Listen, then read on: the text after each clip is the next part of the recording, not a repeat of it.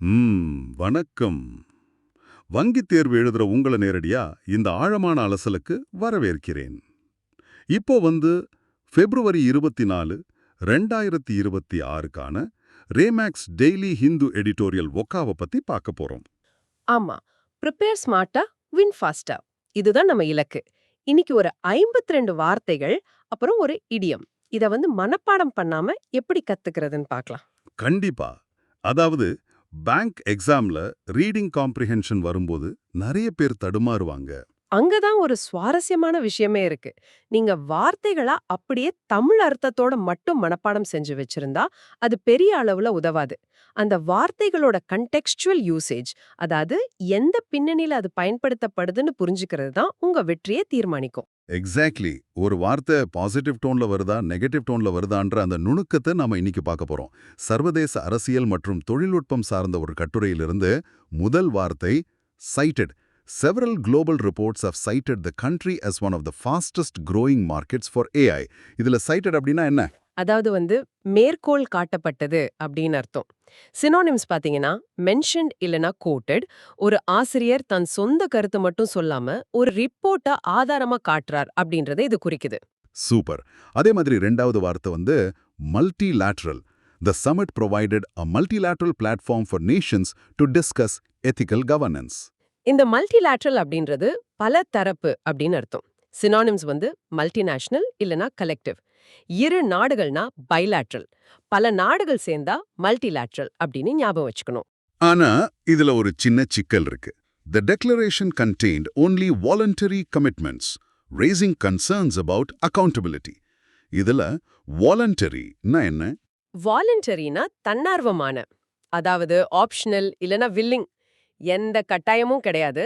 அதனால தான் அங்க அக்கவுண்டபிலிட்டி, அதாவது பொறுப்புடைமை கேள்விக்குறியாகுது. புரிஞ்சுது. அடுத்த வார்த்தை democratization. The democratization of AI tools is essential, so developing nations are not left behind. இது ஜனநாயகமயமாக்கல். சினோனிம்ஸ் பாத்தீங்கன்னா லிபரலைசேஷன், வைடனிங் ஆக்சஸ். ஒரு தொழில்நுட்பம் ஒரு குறிப்பிட்ட சாராருக்கு மட்டும் இல்லாம எல்லாருக்கும் கிடைக்கிறது தான் வைடனிங் ஆக்சஸ். ஆனா சூழல் அவ்வளவு நல்லா இல்ல. The summit opened against a foreboding backdrop of rising geopolitical tensions. Foreboding அப்படின்னா ஒரு தீர்வு குறித்த அச்சம்னு சொல்லலாம். சினோனிம்ஸ் ஆமினஸ் இல்லனா த்ரெட்னிங். ஒரு நெகட்டிவ் டோன் உள்ள வார்த்தை இது. ஒரு கெட்ட விஷயம் நடக்க போகுதுன்ற அச்சுறுத்தலான பின்னணி. அந்த பதற்றத்திலையும் ஒரு சவால் இருக்கு. The challenge of deploying large language models in rural parts remains significant. ஆமா. டிப்ளாயிங் அப்படின்னா பயன்படுத்துதல். இம்ப்ளிமெண்டிங் இல்லனா யூட்டிலைசிங் அப்படின்னு இங்கிலீஷ்ல சொல்லலாம். ராணுவ படைகளை களமிறக்கிறதுக்கும் இதே வார்த்தையை தான் பயன்படுத்துவாங்க. இப்போ ரெண்டாவது பகுதிக்கு போலாம். வளர்ச்சி பத்தின வார்த்தைகள். Policy makers must think about diffusing AI capabilities equitably across populations. இந்த டிஃப்யூசிங் அப்படின்னா பரவச் செய்தல். ஸ்ப்ரெட்டிங் இல்லனா டிசிமினேட்டிங். ஒரு நல்ல விஷயம் எல்லா மக்களுக்கும் சரிசமமா பரவணும்னு பாலிசி மேக்கர்ஸ் நினைக்கிறாங்க. கரெக்ட். அந்த வளர்ச்சி அப்படியே தொடரணுமே. The country's data center expansion must maintain its momentum to compete globally. Momentum அப்படின்னா வேகம் அல்லது உந்துதல். இம்பிட்டஸ், டிரைவ்னு சொல்லலாம்.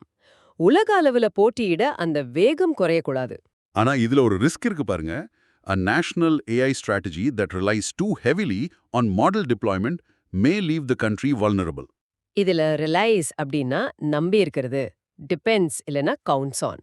எப்பவுமே ரிலைஸ் வந்தா பக்கத்துல ஆன் இல்லனா அப்பான் வரும்னு பேங்க் எக்ஸாம் ஸ்டூடெண்ட்ஸ் கண்டிப்பா நோட் பண்ணிக்கணும்.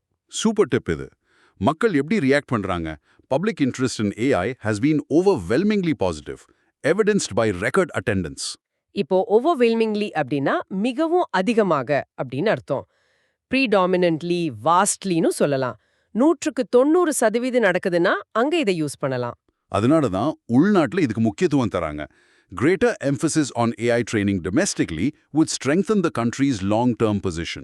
இந்த emphasis அப்படின்றது முக்கியத்துவம். ஸ்ட்ரெஸ் இல்லனா priority. கிராமர் ரூல் படி emphasis அப்படின்ற நவுன் தொடர்ந்து ஆன் வரும். சின்ன சின்ன மாற்றங்கள் செய்யறது எவ்வளோ முக்கியம்னு அடுத்த வாக்கியம் சொல்லுது. Investing in the fine-tuning of AI models for vernacular languages could give firms an edge. Correct. Fine tuning அப்படின்னா நுண்மையான சரிசெய்தல், ரிஃபைன்மெண்ட், கேலிப்ரேஷன்னு சொல்லலாம். ஏற்கனவே இருக்கிற ஒரு விஷயத்தோட துல்லியத்தை அதிகப்படுத்துறது. அடுத்த செட் வார்த்தைகளுக்கு போலாம். பொருளாதார சீர்குலைவை பத்தி. A hands-off approach to AI regulation may come at a cost to collective bargaining power. இந்த ஹேண்ட்ஸ் ஆஃப் அப்படின்னா தலையிடாத அணுகுமுறை, லாசே-ஃபேர் இல்லனா நான் இன்டர்வென்ஷனிஸ்ட். அரசாங்கம் எதுலயும் தலையிடாம விலகி நிக்கிறது இது. இது வல்லரசு நாடுகளுக்கு சாதகமா அமைஞ்சிடுமோ? The global community should not simply accommodate the deregulatory impulses of powerful nations. கண்டிப்பா. இம்பல்சஸ் அப்படின்னா ஊந்துதல், அதாவது அர்ஜஸ், இன்ஸ்டிங்ஸ். ஆழமா சிந்திக்காம வர்ற தனிச்சையான முடிவுகளுக்கு நாம வளைஞ்சு கொடுக்க கூடாது. ஏன்னா ஏஐயோட ஆற்றல் ரொம்ப பெருசு. AI has enormous potential to transform healthcare delivery in the country. ஆமா, எனார்மஸ் அப்படின்னா மிகப்பெரிய, வாஸ்ட், இமென்ஸ்னு சொல்லலாம். இது ஒரு உறுதியான பாசிட்டிவ் டோன்ல சொல்ற வாக்கியம். இதோட எல்லை எவ்ளோ பெருசு தெரியுமா?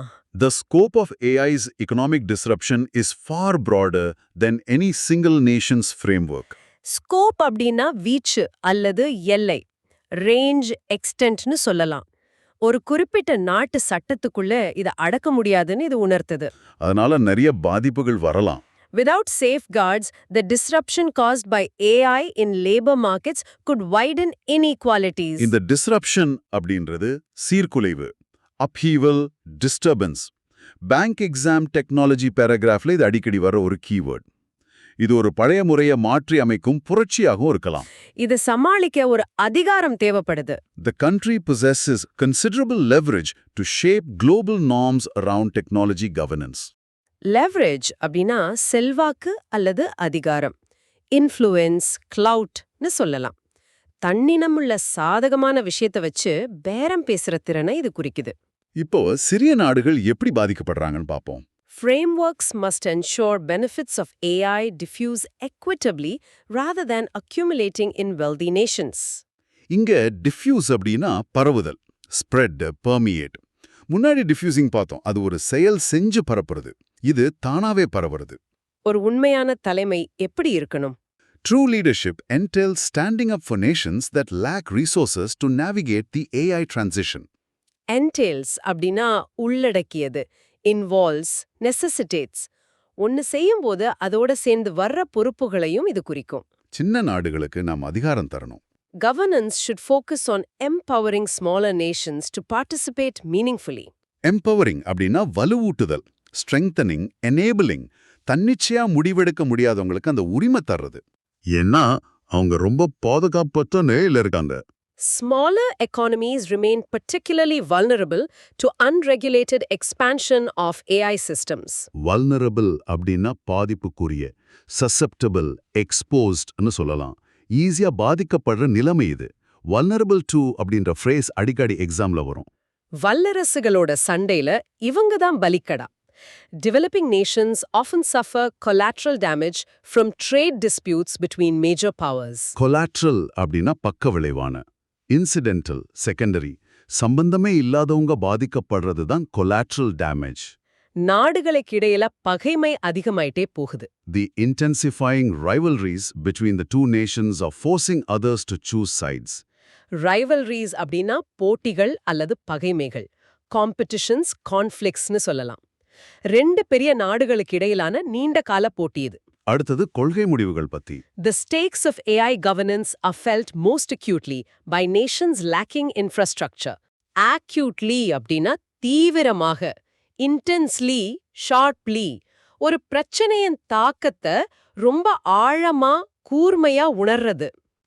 இத தீர்க்க ஒருமித்த கருத்து தேவை. Pursuing consensus at the expense of meaningful commitments risks leaving frameworks toothless. Consensus அப்படின்னா ஒருமித்த கருத்து. Agreement, accord. எல்லாரும் ஒத்துக்கிற ஒரு விஷயம். ஆனா அதுக்காக முக்கிய கடமைகளை விட்டு கொடுக்க கூடாது. AI-ய நாம ரொம்ப ஆர்வமா ஏத்துக்கிறோம். The country's enthusiastic embrace of AI must be matched by robust governance efforts. Enthusiastic அப்படின்னா உற்சாகமுள்ள, eager, keen. ஒரு புதிய தொழில்நுட்பத்தை ஆர்வமா ஏத்துக்கிறது சரி, ஆனா உறுதியான கட்டுப்பாடுகளும் வேணும். நம்ம கொள்கைகளை தெளிவா சொல்லணும். The country must articulate a bold vision for AI governance, reflecting developing world priorities. Articulate அப்படின்னா தெளிவாக வெளிப்படுத்துதல். எக்ஸ்பிரஸ், கன்வே, தடுமாற்றம் இல்லாம கருத்துக்களை வெளிப்படுத்துறது. எதிர்காலம் பத்தி நாம பாசிட்டிவா இருப்போம். An optimistic outlook on AI's potential must be balanced with honest assessments of risks. Optimistic அப்படின்னா நம்பிக்கையுள்ள. Hopeful, sanguine. Sanguine அப்படின்ற வார்த்தைய ஸ்டூடெண்ட்ஸ் கண்டிப்பா நோட் பண்ணிக்கணும். இது அடிக்கடி குழப்புற வார்த்தை. ஆனா ரொம்ப விவேகமா செயல்படணும். A prudent approach involves setting binding safety standards rather than voluntary declarations. Prudent அப்படின்னா விவேகமான. Cautious, judicious. அதிக ரிஸ்க் எடுக்காம கவனமா செயல்படுறது. அடுத்து ராஜதந்திர உறவுகள் பத்தி. Bridging the digital divide is insufficient if citizens lack resources to run AI inference at scale. Inference அப்படின்னா அனுமானம். Deduction, reasoning. கொடுத்த தரவுகளை வச்சு தர்க்க ரீதியா ஒரு முடிவுக்கு வர்றது. What can be inferred from the passage அப்படின்ற கேள்வி ரீடிங் காம்ப்ரிஹென்ஷன்ல வரும். நாடுகளுக்கு இடையிலான பிணைப்பு எப்படி இருக்கு? The states visit reinforce the diplomatic ties between the two countries. Ties அப்படின்னா உறவுகள், பாண்ட்ஸ், லிங்க்ஸ். தூதரக உறவுகளை இது குறிக்குது. அவங்க ஒற்றுமையா இருக்காங்க. The meeting was a powerful symbol of solidarity among global South nations. Solidarity அப்படின்னா ஒற்றுமை, யூனிட்டி, கோஹெஷன். ஒரு பொது நோக்கத்துக்காக நாடுகள் ஒன்னு சேர்றது. Supply chain பல்வகைப்படுத்துறாங்க. Countries are seeking to diversify supply chains to reduce dependence on a single supplier. Diversify அப்படின்னா பல்வகைப்படுத்துதல். broaden, expand. எல்லாத்தையும் ஒரே இடத்துல நம்பி இல்லாம விரிவுபடுத்துறது. சிறப்பான மரியாதை தராங்க. The president was accorded a state visit reflecting the significance of the relationship. accorded அப்படின்னா வழங்கப்பட்டது. granted, bestowed. ஒரு அந்தஸ்த வழங்குறது குறிக்கும். நவுன் ஃபார்ம்ல இதுக்கு ஒப்பந்தம்னு அர்த்தம் இருக்கு. ரெண்டு நிகழ்வும் ஒன்னா நடக்குது. Scheduling the summit could prove difficult if it coincides with the election campaign. coincides அப்படின்னா ஒரே நேரத்தில் நிகழ்கிறது. overlaps, concurs. ரெண்டு நிகழ்வுகள் தற்செயலா ஒன்னா நடக்கிறது. உலகளாவிய வர்த்தகம் பத்தி பாப்போம். With the president actively campaigning for re-election, his engagements will be scrutinized. campaigning அப்படின்னா பிரச்சாரம் செய்தல். canvassing, lobbying. ஒரு நோக்கத்துக்காக மக்கள்கிட்ட ஆதரவு திரட்டுறது. இது ஒரு குழப்பத்துக்கு நடுல நடக்குது. The bilateral summit took place amidst growing concerns over trade tariffs. amidst அப்படின்னா நடுவே, among, in the midst of. ஒரு பிரச்சனை நடந்துட்டு இருக்கும்போது அதுக்கு நடுவுல நடக்கிற ஒரு விஷயம் இது. ஆமா, உலகமே குழப்பத்துல இருக்கு. Global trade is in turmoil following a series of unilateral tariff decisions. turmoil அப்படின்னா குழப்பம், chaos, upheaval. பொருளாதாரத்துல இது ஒரு முக்கியமான வார்த்தை. மாபெரும் நிச்சயமற்ற தன்மையை இது குறிக்கும். இதுக்கு காரணம் திணிக்கப்பட்ட வரிகள் தான். The imposed tariffs on goods have prompted countries to seek stronger alliances. imposed அப்படின்னா திணிக்கப்பட்ட, enforced, levied. ஒரு வரிய கட்டாயப்படுத்தி செயல்படுத்துறது. levy attacks-னு சொல்வாங்க. இதுக்கான காரண விளக்கம் என்ன? The rejection of the rationale behind reciprocal tariffs has opened the door for renegotiation. rational அப்படின்னா காரண விளக்கம், justification, logic. வெறும் ரீசன் கிடையாது, ஆழமா யோசிச்சு எடுத்த முடிவோட பின்னணி இது. பரஸ்பர வரி விதிப்பு பத்தி பேசுறாங்க. The legality of the reciprocal tariff framework has been called into question. reciprocal அப்படின்னா பரஸ்பரமான, mutual, corresponding. கிராமர்ல reciprocal pronouns படிச்சிருப்பீங்க. இருதரப்பும் தங்களுக்குள் பரிமாறிக்கொள்வதே இது. அடுத்து கூட்டணிகள் பத்தி. The Biofuel Alliance represents a step towards building alternative energy supply chains. Alliance அப்படின்னா கூட்டணி. Partnership, coalition. பொது நலனுக்காக ரெண்டு அல்லது அதுக்கு மேற்பட்டவங்க ஒன்னு சேர்றது. இது இறையாண்மைய பாதிக்குமா? The stance on territorial sovereignty has alarmed nations depending on international law. Sovereignty எப்படின்னா இறையாண்மை. Autonomy, independence. ஒரு நாட்டோட உச்சபட்ச அதிகாரம் யாருடைய தலையிடம் இல்லாத சுதந்திரம். பலதரப்பு ஒத்துழைப்பு ரொம்ப முக்கியம். The commitment to multilateralism stands in contrast to the preference for bilateral deal-making. மல்டிலேட்டரலிசம் அப்படின்னா பலதரப்பு ஒத்துழைப்பு. International cooperation. முன்னாடி நாம பார்த்த மல்டிலேட்டரலோட கொள்கை வடிவம் இது. உலக வர்த்தகத்துல ஒரு நிச்சயமற்ற நிலை இருக்கு. Global trade uncertainty has pushed developing economies to seek greater cooperation. Uncertainty அப்படின்னா நிச்சயமற்ற நிலை. Doubt, unpredictability. நாளைக்கு என்ன நடக்கும்னு கணிக்க முடியாத நிலை. ஆனா தலைவர்கள் மறுபடியும் உறுதிப்படுத்தினாங்க. The two leaders reaffirmed their commitment to a rules-based international order. Reaffirmed அப்படின்னா மீண்டும் உறுதிப்படுத்தினர். Restated, reasserted. ஏற்கனவே கொடுத்த வாக்குறுதிய ஆணித்தரமா மறுபடியும் சொல்றது. அதிபர் எந்த மழுப்பலும் இல்லாம பேசினாரு. President Lula did not mince words when he warned that nations must stand together. Mince அப்படின்னா வார்த்தைகளில் மழுப்பல் செய்தல். Soften, hedge. இன்னைக்கு நாம பார்க்க போற இடியம்க்கு இந்த வார்த்தை தான் அடிப்படை. நாம கடைசி பகுதிக்கு வந்துட்டோம். பிரச்சனைகளை எதிர்கொள்ளுதல் பத்தி. Tackling the economic disruption caused by AI will require coordinated international action. Tackling அப்படின்னா எதிர்கொள்ளுதல். Addressing, confronting. ஒரு கடினமான சூழ்நிலைய தைரியமா சமாளிக்க முயற்சி செய்யறது. இந்த குழப்பங்கள் கட்டவிழ்த்து விடப்பட்டிருக்கு. The geopolitical uncertainty unleashed by shifting policies has left nations scrambling. Unleashed அப்படின்னா கட்டவிழ்த்து விடப்பட்ட. Released, triggered. ஒரு ஆபத்தான சக்திய கட்டுப்பாடில்லாம விடுவிக்கிறது. இதுக்காக தனித்தனியா பேச்சுவார்த்தை நடத்துனாங்க. Both countries have negotiated individually, but coordinated action could yield stronger outcomes. Negotiated அப்படின்னா பேச்சுவார்த்தை நடத்தினர். Bargained, brokered. தங்களோட தேவைகளை பூர்த்தி செய்ய விட்டு கொடுத்து ஒரு உடன்படிக்கைக்கு வர்றது. நம்ம கடைசி வார்த்தை 52வது வார்த்தை. The metaphor of sticks that cannot be broken when bundled together captures the essence of unity.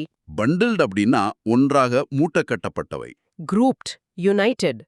தனித்தனியா இருக்கிறத ஒன்னா சேர்க்கிறது. ஒற்றுமையே பலம்னு சொல்ற உருவகம் இது. வாவ், 52 வார்த்தைகளை ரொம்ப அழகா அதுக்கான சூழலோட அலசி முடிச்சிட்டோம். இப்போ இன்றைய ஆழமான அலசலோட மிக சுவாரஸ்யமான கட்டம் இடியம் ஆஃப் த டே. இன்றைய இடியம் not mince one's words. நம்ம 48வது வார்த்தையா மின்ஸ் பார்த்தோம்ல, அதோட ஆழமான அர்த்தமே இதுல தான் இருக்கு. To speak plainly and directly without softening, diluting or disguising one's true opinion. அதாவது வார்த்தைகளில் மழுப்பல் செய்யாமல் பேசுதல். இதோட பின்னணி பாத்தீங்கன்னா ரொம்ப இன்ட்ரெஸ்டிங்கா இருக்கும். சமையல் அறையில உணவை சிறு சிறு துண்டுகளா வெட்டுறத மின்சிங்னு சொல்லுவாங்க. அதே மாதிரி நாம பேசுற வார்த்தைகளோட கடுமையை குறைச்சு கொஞ்சம் மென்மையாக்கி பேசுறது மின்சிங் வேர்ட்ஸ். அப்படி எதையும் குறைக்காம உள்ளத உள்ளபடி நேரடியாக பேசுறதையே not mince one's words அப்படின்னு சொல்றோம். கரெக்ட். இதுக்கு 2 உதாரணங்களை பார்ப்போம். The minister did not mince his words when addressing corruption. அதாவது ஊழல் குறித்து பேசும்போது அமைச்சர் எந்த மழுப்பலும் இல்லாம வெட்ட வெளிச்சமா பேசினார். இன்னொரு உதாரணம். She never minces her words in performance reviews. அவள் வேலையை மதிப்பிடும்போது எதையும் பூசி மெழுகாம நேரடியாக குறைகளை சுட்டிக்காட்டுவாள். ஃப்ரேஸ் ரீப்ளேஸ்மெண்ட்ல இது அடிக்கடி வரும். ரொம்ப தெளிவா சொன்னீங்க. ஆனா இதற்கெல்லாம் என்ன அர்த்தம்? நாம ஏன் இந்த வார்த்தைகளை வாக்கியங்களோட சேர்த்து படிக்கிறோம்? இது உங்களுக்குள் ஒரு முக்கியமான சிந்தனையை எழுப்பணும். வார்த்தைகளை மனப்பாடம் செய்யறதை விட அவை எந்த பின்னணியில் பயன்படுத்தப்படுதுன்னு புரிஞ்சுக்கிட்டா ஒரு கடினமான ரீடிங் காம்ப்ரிஹென்ஷன் பத்தி எவ்வளவு எளிதாக்கும்னு யோசிச்சு பாருங்க. ஒரு நெகட்டிவ் வாக்கியத்துல பாசிட்டிவ் வார்த்தை வராதுன்ற லாஜிக் புரிஞ்சாலே க்ளோஸ் டெஸ்ட்ல பாதி ஆப்ஷன்களை நீங்க எளிதா நீக்கிடலாம். இதுவே உங்களின் வெற்றியை தீர்மானிக்கும். மிகச் சரியான சிந்தனை. You just mastered 52 words and one idiom. இதை நீங்க சாதிச்சிட்டீங்க. உங்கள் தொடர் முயற்சிக்கு மிகப்பெரிய பாராட்டுகள். ஆனா நினைவில் வச்சுக்கோங்க, consistency is the only secret to cracking bank exams. ஆமா, don't break the streak. தினசரி vocabulary updates, எடிட்டோரியல் விவாதங்கள் மற்றும் mock tests இதுக்கெல்லாம் ரிமார்க்ஸ் அகாடமியை சப்ஸ்கிரைப் செய்து அவங்களோட ஹிந்து நியூஸ் பேப்பர் எடிட்டோரியலை தொடர்ந்து பின்பற்றுங்கள்.